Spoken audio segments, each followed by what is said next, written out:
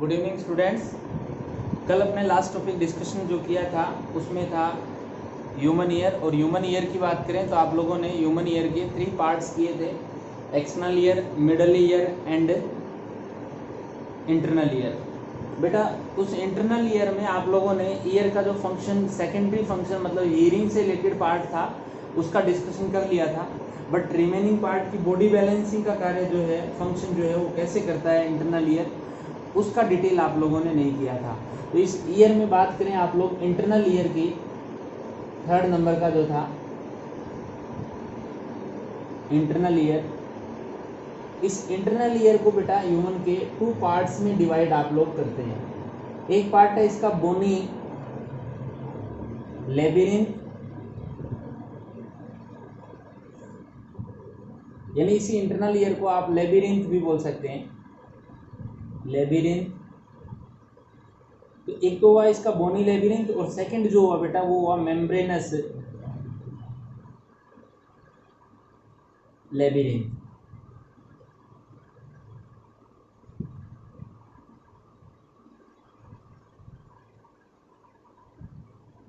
Labyrinth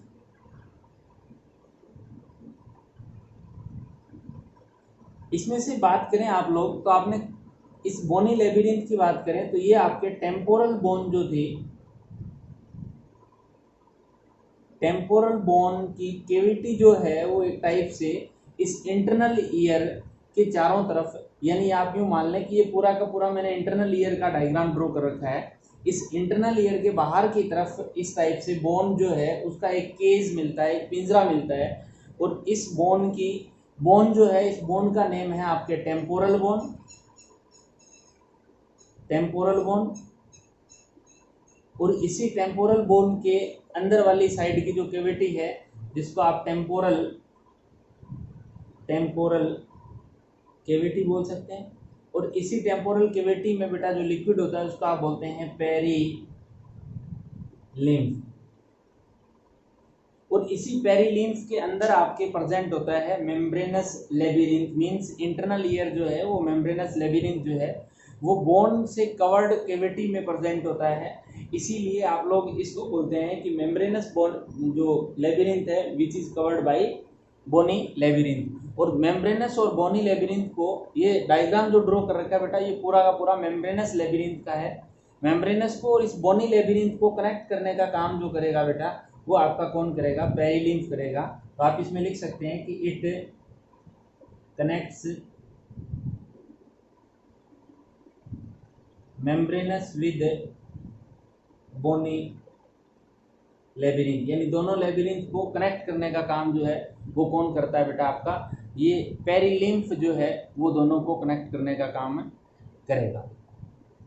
second discussion करें आप membranes labyrinth की, तो मेम्ब्रेनस लेबिरिंथ बेटा इसके इनसाइड आप लोगों को, इस मेम्ब्रेनस लेबिरिंथ के इनसाइड आप लोगों को एंडोलिम्फ मिलेगा, एंडोलिम्फ फिल्ड विद एंडोलिम्फ। इस मेम्ब्रेनस लेबिरिंथ में आप लोगों को 2 मेन सेक लाइक स्ट्रक्चर मिलती है, बैग लाइक स्ट्रक्चर मिलती है, जिसमें से ये जो बैग लाइक है, बड़े वाली बैग लाइक स्ट्रक्चर है बेटा, इसका नेम है आपके यूट्रिकुलस, यूट्रिकुलस। और जो स्मॉल सैक लाइक स्ट्रक्चर है जिसका नेम है बेटा सेक्युलस, सेक्युलस। तो कुल मिलाकर आप ये कह सकते हैं कि जो मेम्ब्रेनस लेबिरिंथ है, इस मेम्ब्रेनस लेबिरिंथ में 2 main bag like structures are present which are known as large bag like structure known as utriculus and small bag like structure is known as सेक्युलस। और इसके अलावा इसके अंदर ये सर्कुलर कैनाल्स आप लोगों को जो मिल रही है, इस पार्ट को ही आप नेम देते हैं बेटा कोक्लिया, कोक्लिया, या फिर इसको बोल सकते हैं कोक्लियर कैनाल। तो ये आप लोग इसका एक बार स्क्रीनशॉट लें, फिर मैं इसको इरेज करके इसकी लेबलिंग जो है वो करूंगा बेटा। इस मेम्ब्रेनस लेबिरिंथ में बेटा आप लोगों ने कहा कि इसमें 2 पार्ट्स जो है वो मेनली आप लोगों को मिल रहे हैं, एक तो यूट्रिकुलस और सेकंड पार्ट जो आपको मिल रहा है वो है सेक्युलस। और थर्ड पार्ट आप लोग बोल सकते हैं, तो वैसे तो अलग ही है, कोक्लिया।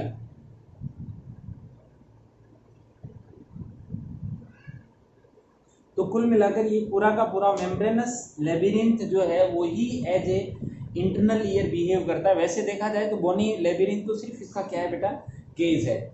इसमें यूट्रिकुलस जो है वो लार्ज सैक लाइक स्ट्रक्चर है, और इस लार्ज सैक लाइक स्ट्रक्चर जो आपके यूट्रिकुलस है, इससे एक इसके पोस्टीरियर एंड पे एक रेड कलर से यहाँ जो स्ट्रक्चर ड्रॉ कर रखी है, एक ट्यूबुलर पार्ट है बेटा।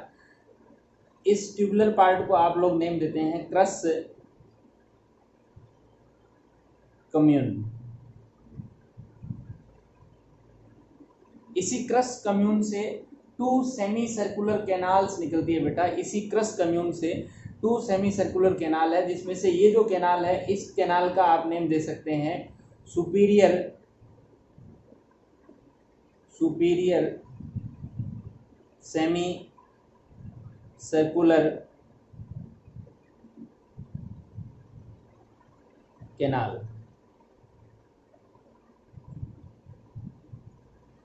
और दूसरे वाली जो निकल रही है बेटा, ये है इसकी इंफीरियर, या आप लोग इसको बोल सकते हैं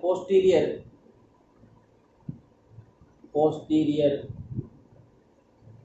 सेमी सर्कुलर कैनाल। यानी इससे जो क्रस कम्यून्स है उससे 2 सेमी सर्कुलर कैनाल्स निकलती है, और ये 2 सेमी सर्कुलर कैनाल्स वापस किस में रीओपन हो रही है, इसी यूट्रिकुलस से निकल रही है, और इसी यूट्रिकुलस में वापस ओपन हो रही है। तो इनके लास्ट एंड पार्ट जो है, इस एंड पार्ट पे ये सेमी सर्कुलर कैनाल्स बेटा थोड़ी सी स्वेलअप हो जाती है, फूल जाती है, और इन्हीं स्वेलअप पार्ट को आप बोलते हैं एम्पुला।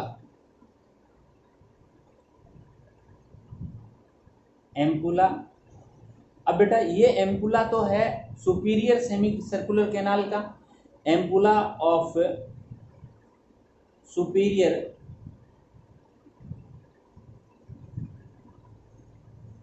Semi circular canal. और ये वाला एम्पुला किसका है बेटा, ये है ampulla of posterior semi circular canal. ठीक है, मैं इनको शॉर्ट में लिख रहा हूँ, पोस्टीरियर सेमी सर्कुलर कैनाल, और ये है आपका सुपीरियर सेमी सर्कुलर कैनाल का एम्पुला। बेटा इन्हीं एम्पुला में आप लोगों को एक स्ट्रक्चर मिलती है जिनका नेम है क्रिस्टी। ये जो स्ट्रक्चर है इनका नेम है क्रिस्टी, और ये क्रिस्टा एक्चुअल में इसका मेन फंक्शन है बॉडी बैलेंसिंग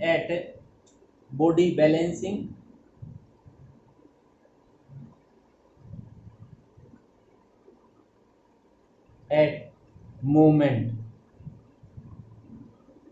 यानी जब आपकी बॉडी मूव कर रही है उस टाइम बॉडी में बैलेंस करवाने का काम कौन करेगा, ये क्रिस्टा करेंगे। और क्रिस्टा प्रेजेंट कहाँ होते हैं बेटा, ये एम्पुला पार्ट में प्रेजेंट होते हैं। इसी टाइप से आप बोलोगे कि सर इस यूट्रिकुलस से एक थर्ड सेमी सर्कुलर कैनाल भी निकल रही है, ये third semi circular canal lateral position से निकल रही है और लेटरल पे ही खत्म हो जाती है, इसलिए इस सेमी सर्कुलर कैनाल को आप लोग नेम देते हैं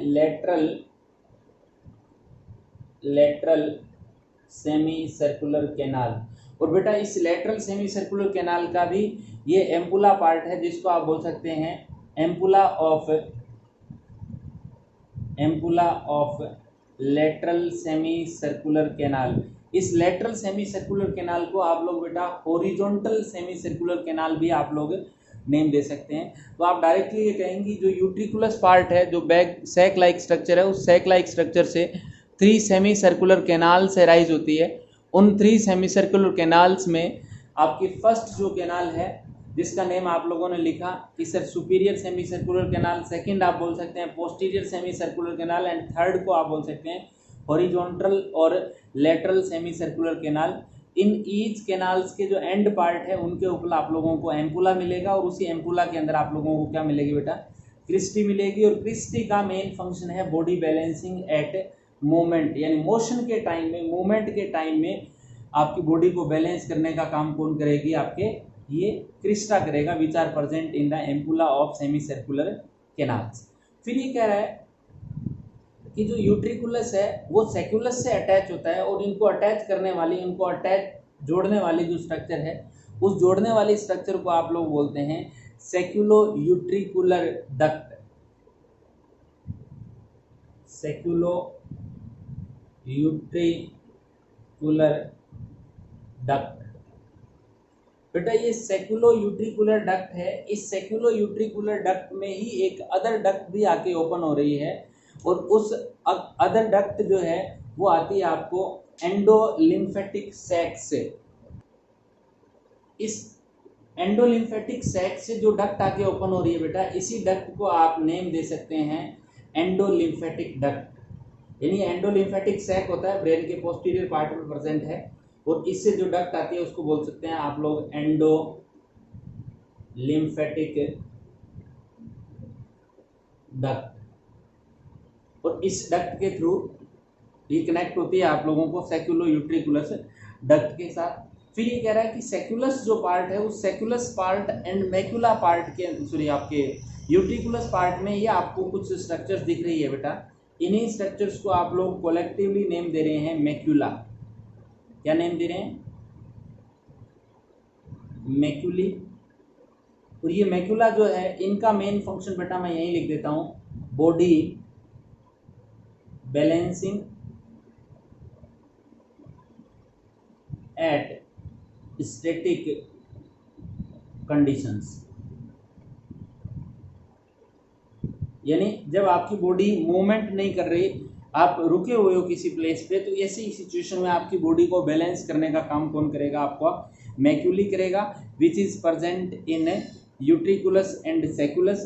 while when we are in movement then crista balance और body which are present in ampulla part of semi circular canals. इसके साथ ये कह रहा है कि जो सेक्युलस पार्ट है उस सेक्युलस पार्ट का एक डक्ट की हेल्प से, ये जो डक्ट है इस डक्ट का नेम अपने लिख लेते हैं, जो क्या कर रही है इस कोक्लियर पार्ट के साथ इसको अटैच करने का काम कर रही है, इस सेक्युलस पार्ट को अटैच कर रही है। इस डक्ट का नेम है ducts of reunions. Ducts of reunions.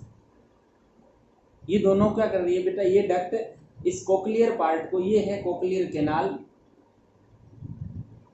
Cochlear canal, cochlear canal. इस कोक्लियर कैनाल को आपके सेक्युलस से अटैच करने का काम कौन कर रही है? डक्ट्स ऑफ रियूनियंस कर रही है। और ये जो कोक्लिया पार्ट है बेटा, ये कोक्लिया पार्ट में अप्रोक्स 2 राउंड्स जो है वो अपने को ह्यूमन बींग्स के अंदर मिल रहे हैं, जिसमें डक्ट प्रेजेंट होती है। ये 2 राउंड सेमी सर्कुलर कैनाल्स की फॉर्म में रहता है। और इसी कोक्लियर रीजन में आप लोगों ने लिखा था कहीं, आपको कल का पॉइंट याद आ रहा होगा कि इसमें डक्ट ऑर्गन ऑफ कोर्टी अपने को मिल रहे थे, और वही ऑर्गन ऑफ कोर्टी जो है वो हियरिंग से रिलेटेड काम कर रहे थे। तो देखा जाए तो इस इंटरनल ईयर में जो मेम्ब्रेनस लेबिरिंथ है उसका मेन पार्ट जो है वो तो क्या कर रहा है बेटा? बॉडी बैलेंसिंग का काम कर रहा है। बट ये कोक्लियर रीजन ही क्या करेगा? हियरिंग से रिलेटेड करेगा, जिसमें ऑर्गन ऑफ कोर्टी प्रेजेंट होते हैं।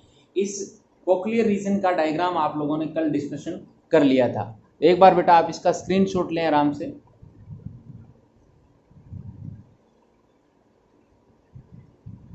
कुछ बच्चों को दिखाई नहीं दे रहा होगा तो थोड़ा सा मैं इसको एडजस्ट कर देता हूँ बेटा एक बार। अब लें बेटा। इसके बाद अपने बात करें internal structure of internal ear. यानी अभी तक जो आप लोगों ने इंटरनल ईयर स्टडी किया था उसमें पर्टिकुलर इंटरनल स्ट्रक्चर कैसी होती है उसके बारे में डिटेल अपने दे रखी है। थोड़ा सा टॉपिक कहीं आप लोगों को कंफ्यूज हो इसलिए बता रहा हूँ, अदरवाइज मैंने सारी बातें आपको बता दी। ये कह रहा है कि the inner wall of membranes labyrinth, यानी जो मेम्ब्रेनस लेबिरिंथ था, जो भी आपके पार्ट था यूट्रिकुलस सेक्युलस था, उसकी इनर लाइनिंग जो है लाइन बाई क्यूबोइडल एपिथेलियम। यानी उसकी टोटल इनर लाइनिंग कैसी होगी बेटा? क्यूबोइडल एपिथेलियम होगी। और उसकी आउटर वॉल जो होती है वो किससे? कनेक्टिव टिश्यू से बनती है, और जिसके अंदर ब्लड सप्लाई जो है वो हाईली होता है, हाई ब्लड सप्लाई होता है। आगे लिख रहा है कि membranes labyrinth is empty inside, यानी अंदर वाली साइड से होलो होता है, और उस होलो पार्ट के अंदर आपको क्या मिलता है बेटा? एंडोलिम्फ फील्ड मिलता है। अभी जो आप लोगों ने डायग्रामेटिकली व्यू देखा था इस टाइप से, यूट्रिकुलस सेक्युलस जो ड्रॉ किए थे, उनके अंदर वाली साइड में आपको क्या मिलेगा? एंडोलिम्फ मिलेगा। Which is a milky mucilaginous fluid होता है। आगे लिखा है distal end of each semicircular canal become swollen called ampulla, ये अपना डिस्कशन हो गया था।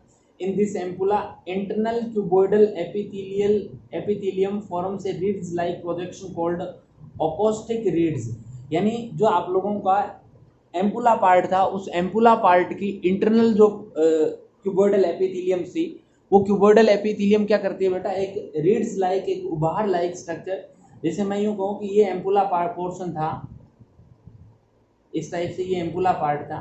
इस एम्पुला की ये वाली जो क्यूबोइडल एपिथेलियम थी ये कुछ इस टाइप की रिड्स लाइक स्ट्रक्चर की फॉर्मेशन कर रही है।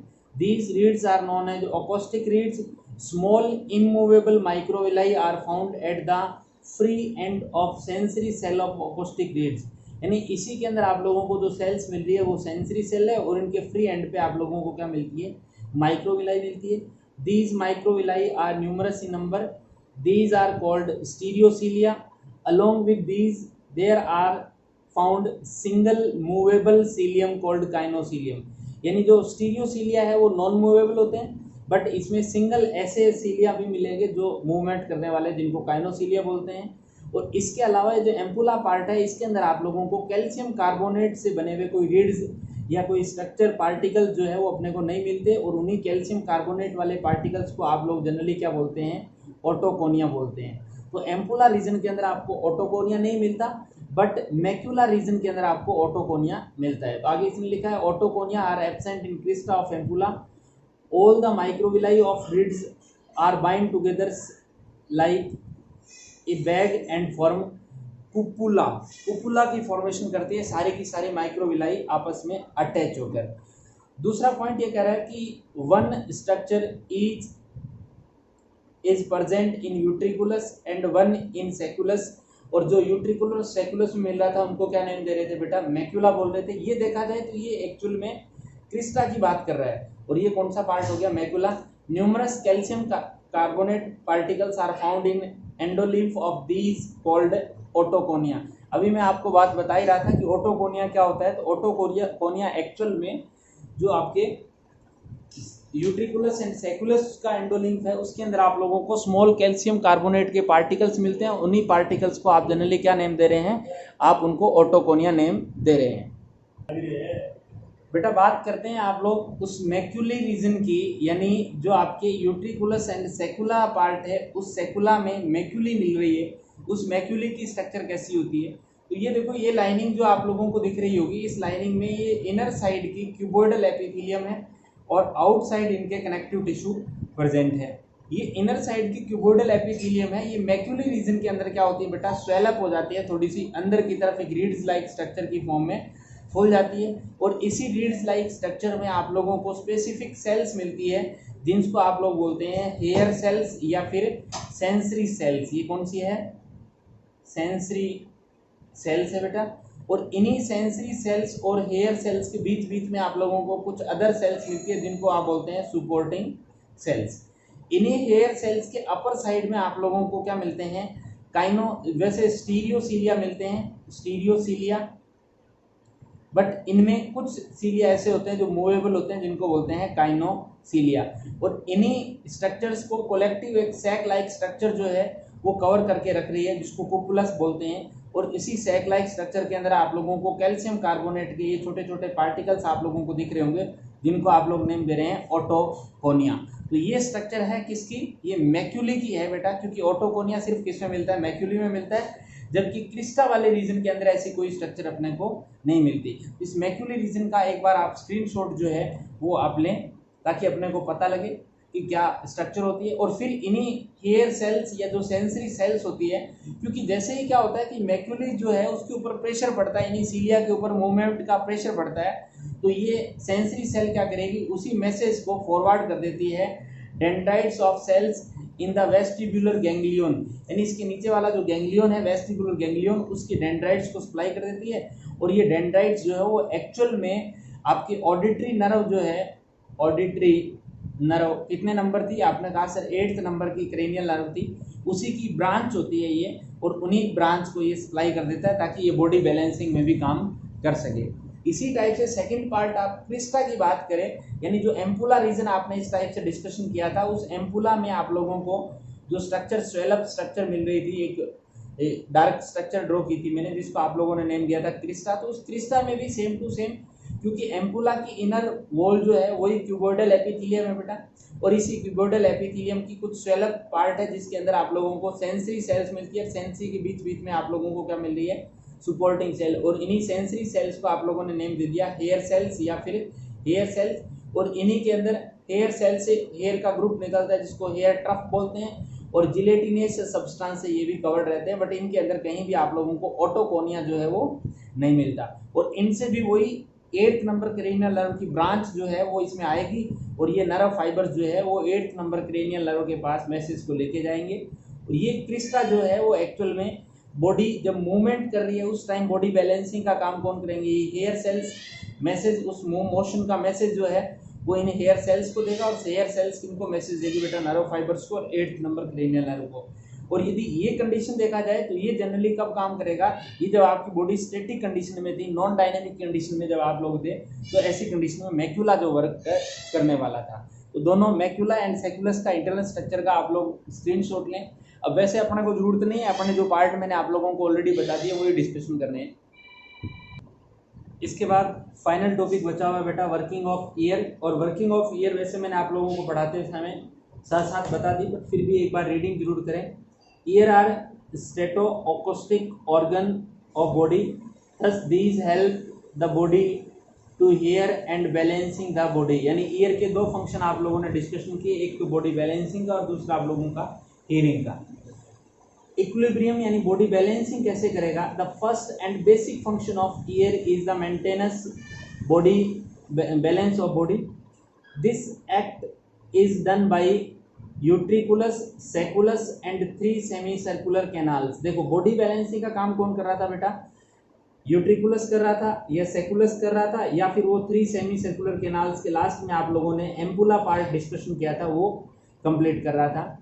इक्विलिब्रियम इम्पल्स या सेंसेशन इज ऑफ 2 टाइप्स, यानी स्टैटिक कंडीशन में जब आप लोग सेंसरी जो कंडीशन है, सॉरी आपकी बॉडी जो है वो एक जगह आप लोग स्टैंडिंग कंडीशन में उसमें देख रहा है, it's relation is form the point of view of gravity and position of head in static condition of body and it's change.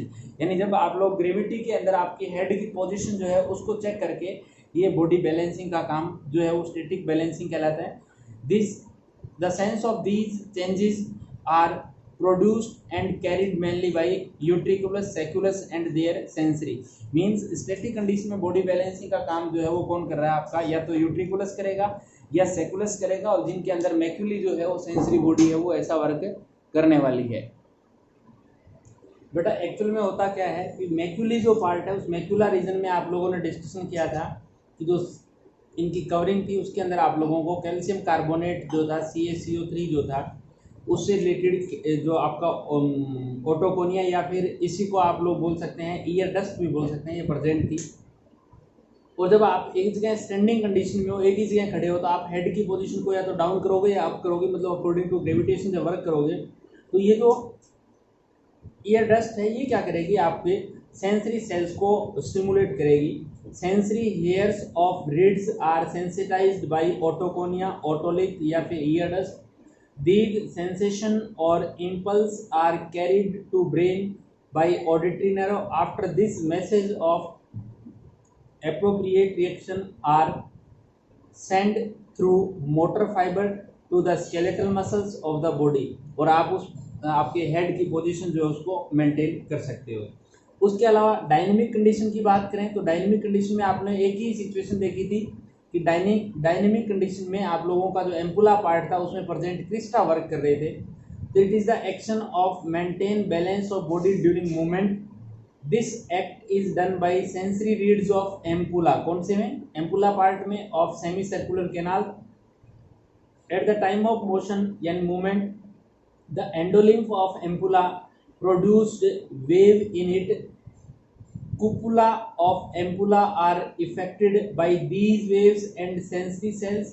Cupula are irritated. This sensation or stimulation is carried to brain by auditory nerve and proper messages are sent to muscles of legs in reply. Due to this body is balanced at the time of walking, यानी जब आप movement कर रहे हैं उस time body balancing का काम जो है आपका कौन करता रहेगा, ये एम्पुला पार्ट जो कुपुला में प्रेजेंट है या एम्पुला पार्ट के अंदर जो आपके क्रिस्टी प्रेजेंट है वो ऐसा वर्क करेगी बेटा वर्किंग में सेकंड जो हीयरिंग से रिलेटेड वर्क है, कल आपने ये डायग्राम ड्रॉ किया था जिसमें आप लोगों ने लिखा था कि साउंड वेव को कलेक्ट करने का काम ईयर पिन्ना पार्ट करेगा, फिर एक्सटर्नल ऑडिटरी मीटर्स जो थी इन सबको कलेक्ट करके ईयर ड्रम पे या टिम्पेनिक मेम्ब्रेन पे उसको टच करवाएगी और टिम्पेनिक मेम्ब्रेन क्या करेगी, थ्री जो आपके ईयर ओसिकल्स थी मेलियस, इंकस और स्टेपिस, ये एक्चुअल में क्या करती है, साउंड की एफिशिएंसी को बढ़ाने का काम कर रही है। और यहाँ से ये आपके फेनेस्ट्रा ओवेलिस या ओवल विंडो के पास और ओवल विंडो से स्केला वेस्टिब्यूली से होता हुआ हेलिकोट्रेमा से होता हुआ ये वापस स्केला टिम्पेनी के पास जाएगा और स्केला टिम्पेनी के जस्ट ऊपर आप लोगों ने डिस्कशन किया था बेसिलर मेम्ब्रेन थी और इन्हीं बेसिलर के ऊपर हेयर सेल्स प्रेजेंट थी और इन्हीं हेयर सेल्स के ऊपर हेयर्स प्रेजेंट थे और ये हेयर्स क्या कर रहे थे, इसके ऊपर टेक्टोरियल मेम्ब्रेन थी और ये टेक्टोरियल मेम्ब्रेन ही क्या कर रही थी, इनके अंदर आपके 8th number of auditory nerve थी और ये ऑडिटरी नर्व क्या कर रही थी बेटा, मैसेज को कहाँ लेके जा रही थी, ब्रेन तक लेके जा रही थी। यही इसका मैकेनिज्म है हेयरिंग का कि इस टाइप से साउंड वेव जाती है और उसके अगेंस्ट ब्रेन जो एनालिसिस करेगा उसका रिस्पॉन्ड आपका बॉडी करने वाली है। आगे लिखा हुआ है this act is done by organ of Corti और इसी आप लोग ऑर्गन को आपने क्या नेम दिया था बेटा, ऑर्गन ऑफ कोर्टी दिया था जो स्केला मीडिया पार्ट में प्रेजेंट था। Sound waves are collected by ear pinna, these sound wave travel through ear canal and hit the eardrum, as a result of it eardrum get vibration, यानी ये जैसे ही metre से इस ear drum पे जाएगी तो ईयर ड्रम में क्या होगा बेटा, वाइब्रेशन होगा। these vibration reach up to stretch the membrane of fenestra ovalis through ear ossicles, यानी ईयर ओसिकल्स के थ्रू ये स्ट्रेच मेम्ब्रेन जो थी जो फेनेस्ट्रा ओवेलिस के ऊपर थी उनके पास ये वाइब्रेशन जो है वो पहुंच जाते हैं और ये ईयर ओसिकल ही जनरली क्या कर रहे हैं बेटा, ये जो साउंड वेव्स थी इन साउंड वेव्स की जो पावर है उसको बढ़ाने का काम करते हैं। लिखा हुआ भी है the ossicles increase the efficiency of transmission of sound wave to the inner ear, as a result of this travelling from eardrum to fenestra ovalis sound wave becomes more strong. Mechanism में देखो बेटा, sound wave जो आती है 20 to 20,000 hertz वाली external ear, फिर ear drum से Méliès, incus, stapes, फिर ओवल विंडो से बेटा कोक्लियर रीजन के पास जाएगी। कोक्लियर रीजन में वही बेसिलर मेम्ब्रेन और बेसिलर मेम्ब्रेन में bend the hair cell pressing them against tectorial membrane, यानी इन हेयर सेल्स के पास ये मैसेज आएगा और हेयर सेल्स क्या होगा बेटा, afferent fibres via auditory nerves और auditory cortex area where sound analysis and recognize, यानी ये ब्रेन का पार्ट है, इसके पास इस जो ऑडिटरी नर्व है जो 8th नंबर की क्रेनियल नर्व है उसके थ्रू ये मैसेज ब्रेन के पास पहुंच जाएगा। आगे लिखा when the membrane of fenestra ovalis stretch vibration perilymph of scala vestibule also start vibration, some vibration reach up to scala tympani, यानी पेरिलिम्फ से ये स्केला टिम्पेनी में आएगा and its perilimb। आगे due to these vibration waves resinous membranes and basilar membrane of the wall of scala media also start vibration, these vibration travels through endolymph, reach up to organ of Corti, the organ of Corti also start vibration, यानी generally क्या होता है कि जो आप लोगों ने कल लिखा था स्केला वेस्टिब्यूल वाले वाइब्रेशन और इसी टाइप से स्केला टिम्पेनी वाले वाइब्रेशन थे वो बेसिलर मेम्ब्रेन और इस रेजिनस मेम्ब्रेन के थ्रू किसमें आएंगे, ऑर्गन ऑफ कोर्टी के पास आएंगे और ऑर्गन ऑफ कोर्टी के अंदर बेटा क्या प्रेजेंट होती है, 8th number cranial nerve present होती है बेटा। इसके आगे इसमें लिखा हुआ है